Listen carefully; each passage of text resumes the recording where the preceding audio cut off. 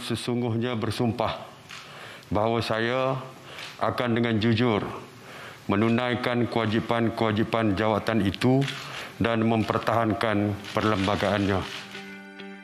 Mesra dengan panggilan Pak Long, Datuk Seri Ismail Sabri Yaakob tidak pernah lupa sokongan padu diterima daripada rakyat, khususnya penduduk Bera yang terus meletakkan harapan tinggi untuk beliau terus berkhidmat. Sebagai pemimpin yang dihormati, beliau percaya negara yang stabil kunci kepada kemakmuran dan kesejahteraan warga Malaysia yang berbilang agama dan bangsa. Itulah yang diperjuangkan sejak beliau menjadi Perdana Menteri Malaysia yang ke-9. Assalamualaikum. Selamat doi. Mandi kabar semak semeruh. Lancar kabeh.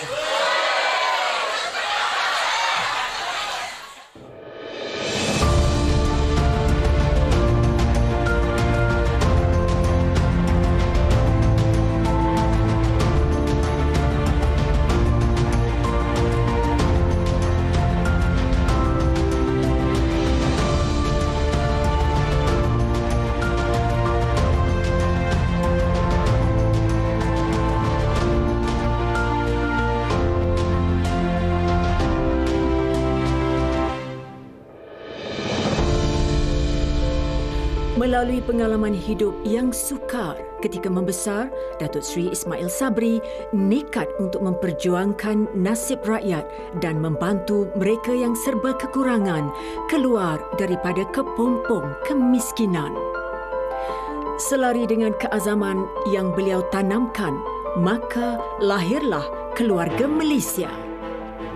Ia berkonsepkan sebuah keluarga yang inklusif, saling meringankan beban dan sentiasa mendorong ke arah masa depan yang lebih cemerlang serta gemilang.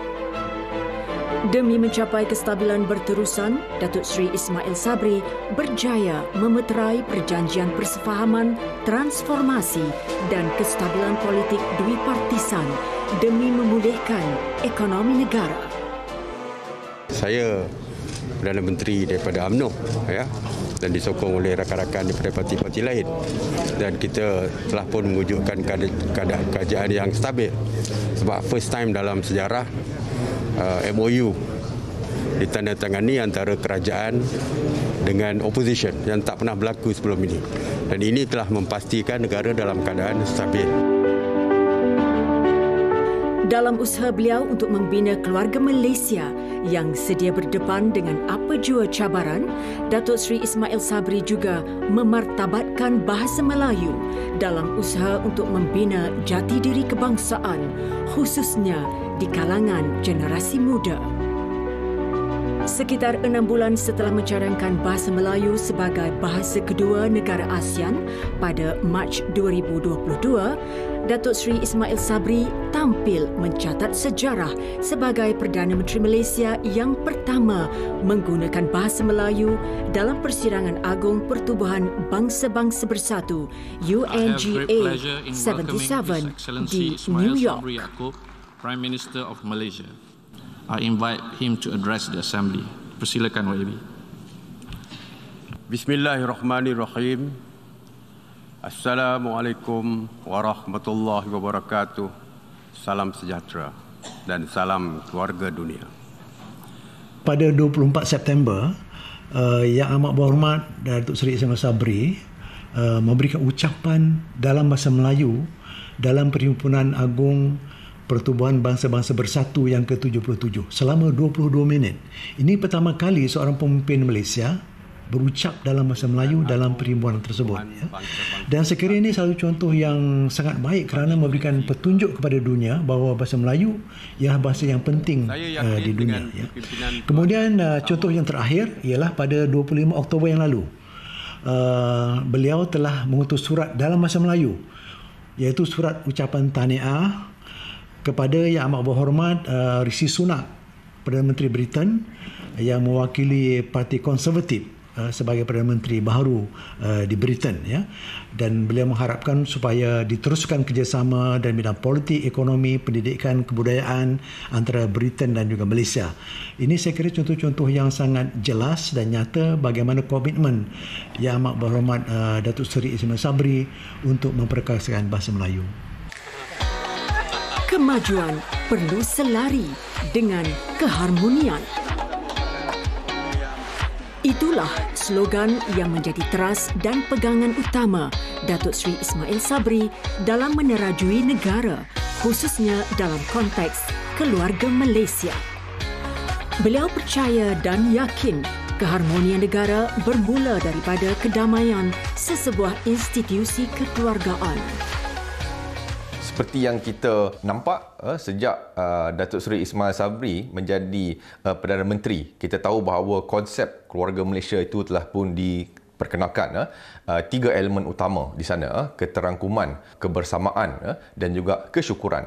Dan dalam konteks ekonomi, kita lihat bahawa falsafah keluarga Malaysia ini sangat signifikan kerana kita bukan hanya melihat pertumbuhan semata-mata, walaupun kita nampak pertumbuhan ekonomi itu sudah pun meningkat, tetapi juga dalam konteks falsafah keluarga Malaysia ini, pembangunan ekonomi itu bukan sahaja dilihat dalam konteks pertumbuhan ekonomi KDNK semata-mata, tetapi ia melihat dalam konteks yang lebih luas, yang mana ia diukur melalui konsep kebahagiaan ataupun happiness. Jadi ini merupakan satu pendekatan yang sangat baik, yang mana kita cuba melihat pembangunan ekonomi ini secara yang holistik. Jadi kita bukan hanya melihat pertumbuhan daripada aspek pertumbuhan ekonomi semata-mata, tapi kita juga ingin memastikan bagaimana nilai-nilai kekeluargaan itu, kebersamaan, inklusiviti dapat diterapkan. Jadi kita lihat sepanjang Datuk Seri Ismail Sabri menjadi Perdana Menteri, kita sudah nampak sektor-sektor yang begitu terjejas teruk semasa pandemik. Kita lihat sektor pelancongan, kita lihat sektor perkhidmatan, sektor-sektor yang begitu dekat dengan rakyat, contohnya dalam industri PMKS telah pun menampakkan satu momentum pemulihan. Sebenarnya saya faham sangat bila Papa buat konsep keluarga Malaysia tu. Sebab benda tu tak asing daripada diri dia. Dengan keluarga sendiri pun memang macam saya kata yang overprotective tu, dia nak jaga anak-anak dia nak jaga makcik-makcik dia nak jaga nenek-nenek dia semua, atuk-atuk dia. Jadi konsep tu dia bawa kepada rakyat Malaysia untuk dia jaga kita semua. Nilai yang baik menjadi asas kepribadian anak-anak dan perlu diterapkan dari peringkat awal kerana mereka adalah generasi yang bakal menjadi pemimpin negara di masa hadapan. Selari dengan hasrat membina teras kekeluargaan yang jitu, Pindaan Akta Kerja 1955 diluluskan bagi memanjangkan kadar tempoh cuti bersalin bukan sahaja untuk si ibu, malah untuk si bapa. Dari luaran, Datuk Seri Ismail Sabri ini nampak lemah lembut. Tapi sebenarnya yang tak nampak di sisi pandang awam mungkin, saya sebagai orang yang bekerja dengan dia, beliau sebenarnya ada satu bentuk ketegasan. Walaupun dia mendengar pandangan yang pelbagai, tapi apabila telah membuat keputusan, beliau tegas dengan keputusan itu. Bila kita pujuk ke, kita cuba bagi hujah ke, dia kata firm, itulah keputusan dia. Setengah orang fikir Datuk Mail ni dia tak berapa firm ataupun dia tak berapa tegas. Sebenarnya tidak. Dia ada keberanian untuk buat beberapa keputusan berdasarkan pertimbangan dia. Yang itu ciri kepimpinan yang saya ingat amat baik.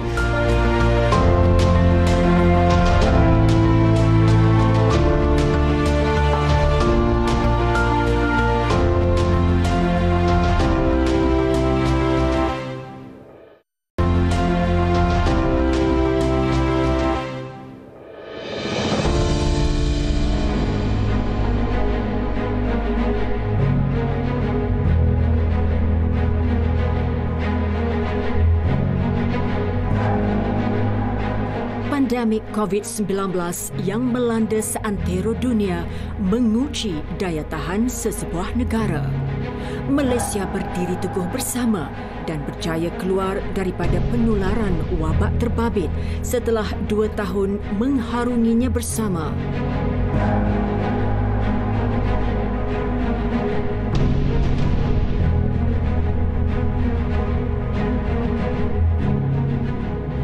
namun ada kelewatan hanya kerana nak menunggu vaksin yang berjanji kepada kita untuk supply, tetapi mereka lewat. Akhirnya menyebabkan rakyat kita yang menjadi mangsa.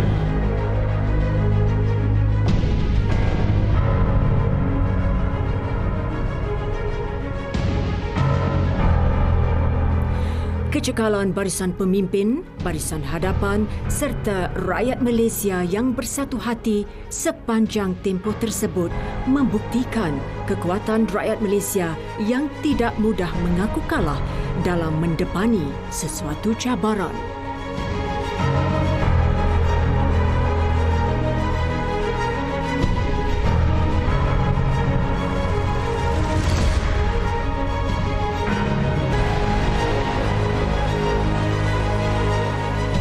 Datuk Seri Ismail Sabri apabila melantik saya menjadi Menteri Kesihatan, beliau seorang Perdana Menteri yang memberi kepercayaan penuh pada menteri-menterinya dan saya dapat melaksanakan tugas saya dengan teliti dan dengan tegas kerana saya tahu saya mempunyai sokongan daripada beliau. Beliau juga memantau dengan rapi kerja saya dan beliau sebagai seorang pemimpin meletakkan strategi-strategi untuk dilaksanakan. Yang pertama, beliau sebut kepada saya mesti janji kepada rakyat bahawa kita tidak lagi akan ada PKP.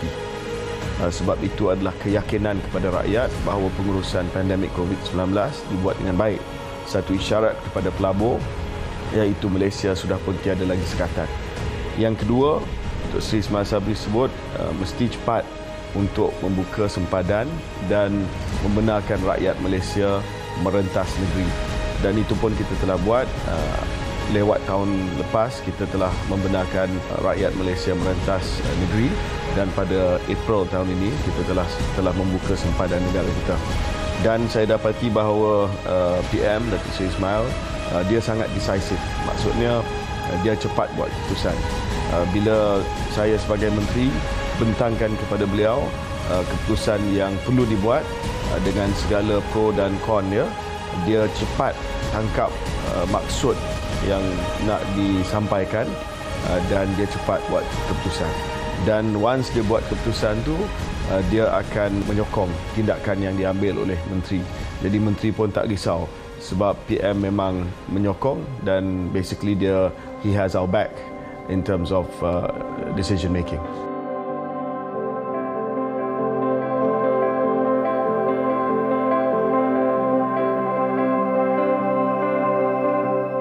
Saya dapat lihat Yang Amat Berhormat Perdana Menteri merupakan orang yang sangat menekankan kepada disiplin.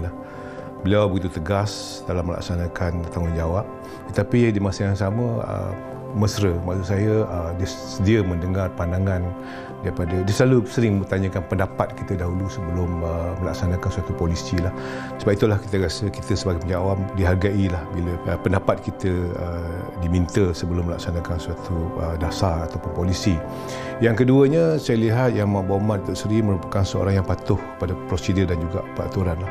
Seringkali dia bertanya, ini prosedur ni macam mana kalau kita nak laksanakan ni, peraturan kita macam ni macam mana. Dan untuk memastikan prosedur itu betul-betul tepat seperti yang kita huraikan, diminta juga pandangan kita rujuklah pada agensi yang berkaitan, umpamanya Jabatan Peguam Negara, audit negara dan sebagainya.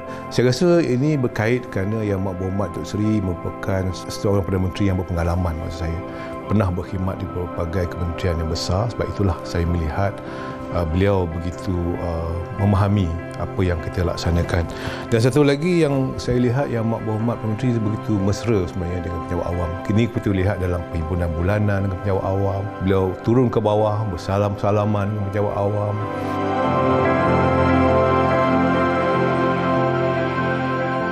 Tanpa menoleh ke belakang, Datuk Seri Ismail Sabri mendukung harapan rakyat, menyuntik semangat demi mengorak langkah untuk terus maju ke hadapan. Sejak pembukaan sempadan pada April 2022, ekonomi kembali meriah, senyuman mula terukir dan harapan kembali pulih. Ekonomi Malaysia meneruskan momentum pemulihan dengan keluaran dalam negara kasar KDNK bagi suku ketiga 2022 apabila mencapai pertumbuhan 14.2% lebih kukuh berbanding 8.9% yang dicatat pada suku kedua 2022. Satu pencapaian tertinggi di Asia Tenggara. Kita juga tahu kesan akibat daripada pandemik ini, negara-negara luar menghadapi masalah inflasi yang serius. Negara-negara maju dan negara-negara Amerika Syarikat, United Kingdom melebihi 8-10%, dan kita berjaya sehingga ke hari ini masih lagi berjaya mengawal kadar inflasi kita pada kadar yang agak baik, iaitu pada kadar 4.3%. Datuk Seri Ismail Sabri ni dia fokus juga satu perkara yang jelas, iaitu untuk mengurangkan pengangguran. Bila orang mula bekerja, bila orang dapat gaji dan pendapatan secara bulanan, perbelanjaan orang pun akan lebih konsisten dan boleh mencapai angka yang baik. Sebab itu kita tengok bukan hanya angka KDNK, sebenarnya yang drive angka KDNK inilah angka perbelanjaan runcit, angka-angka sektor pembuatan, semua ini membawa kepada KDNK sehingga belasan peratus, 14% yang terkini baru diumumkan. Mungkin dengan pengalaman dia lah sebagai menteri dalam pelbagai portfolio, dia tahu mana yang kita perlu utamakan dan fokus ke arah keutamaan tersebut.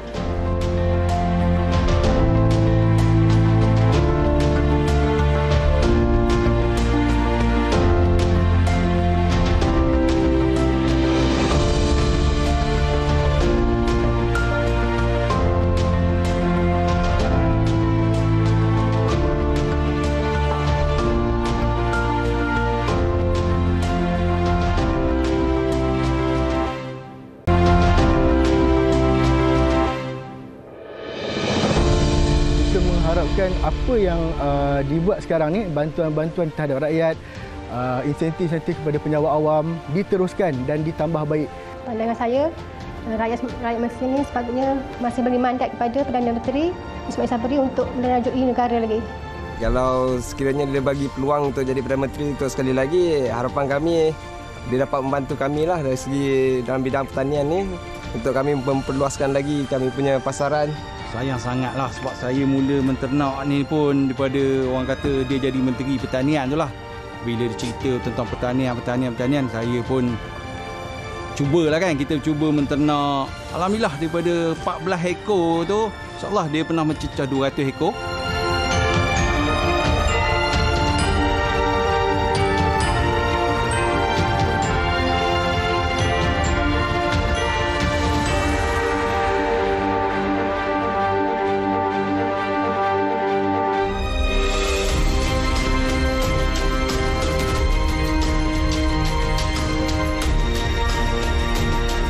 Setelah melalui pelbagai ujian dan cabaran sejak penggal yang lalu, Datuk Seri Ismail Sabri percaya rakyat kini lebih bijak memilih kerajaan yang kompeten dan stabil. Harapan beliau, pilihan raya kali ini dapat menyatukan rakyat Malaysia sebagai satu keluarga yang teguh bersama, lebih berdaya tahan dan sentiasa bersedia sebagai pemangkin kemakmuran.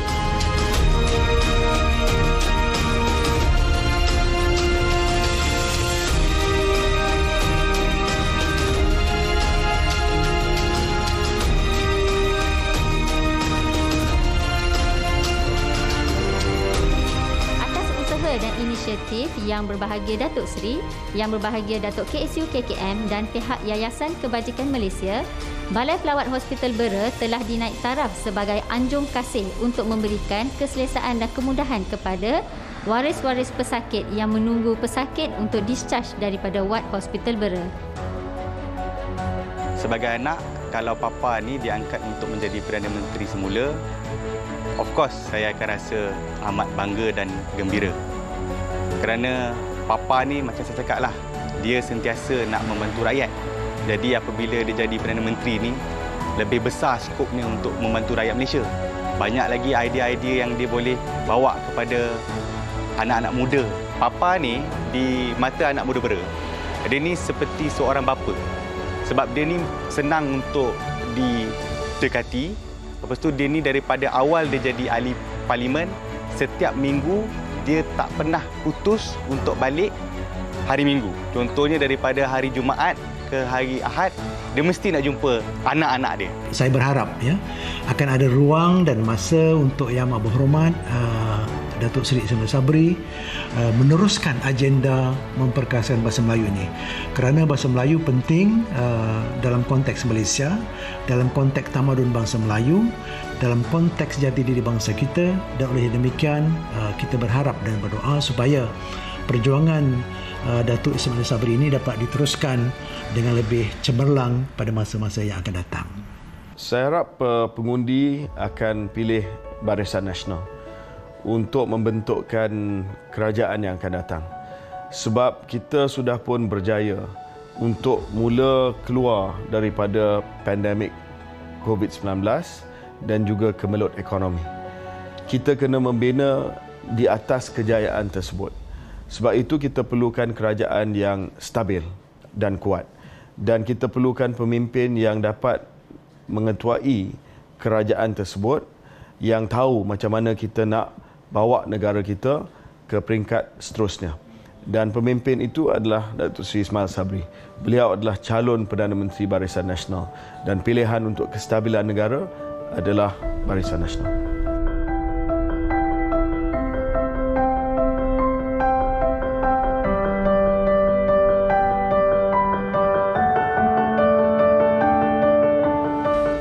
Di sebalik nama Ismail Sabri Yaakob, ternyata insan ini mempunyai semangat juang yang tinggi, pemimpin yang prihatin, berwibawa dan meletakkan rakyat sebelum dirinya sendiri. Beliau seorang pemimpin yang sedia memberi seluruh jiwa dan raganya, mencurah bakti demi masa depan keluarga Malaysia yang amat dikasihi.